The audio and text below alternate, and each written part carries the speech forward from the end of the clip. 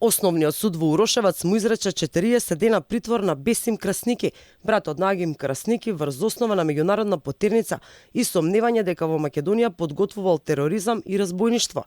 Заедно со него на 3 мај уапсени се уште тројцата белци Агим Красники, Фадим Толја и Сехад Рамадани. За нив судот во Урошевац пред 2 дена извести дека им е одреден 48 часовен притвор. Неизвестна е нивната екстрадиција со оглед на тоа што според неофицијални информации сите четворица имаат косовски пасоши. Според информациите на МВР, утре Интерпол ќе го извести Министерството за правда. Од Министерството за правда пак вела дека се уште немаат никакви информации за да можат нешто да споделат со јавноста. Министерството за правда не може да сподели информации се додека правосудните органи не дадат информации и податоци. Така е за секој предмет за екстрадиција.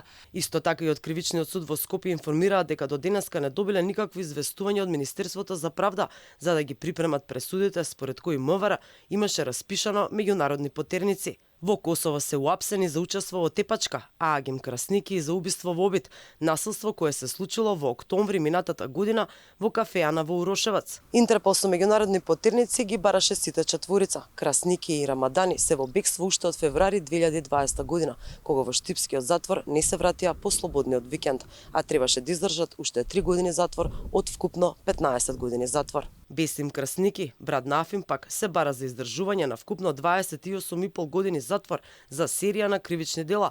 Фадил Точи треба да издржи 41 година и 7 месеци за 10 кривични дела. Кривичниот суд на својата веб страница има објавено 2 пресуди поврзани со четворицата белци. Едната одлука е од декември 2014 во која стои дека четворицата заедно со уште 6 на други обвинети се виновни бидејќи заедно подготвувале тероризам и имале намера да ја загрозат безбедноста на Македонија.